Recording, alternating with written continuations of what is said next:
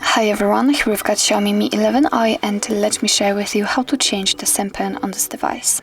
So firstly, let's enter the settings, and here we have to scroll down and tap on passwords and security. Now let's enter the privacy, and here we've got our current SIM card, so let's tap on it. Now let's tap on change SIM pin, and here we have to enter our old SIM pin, the current one.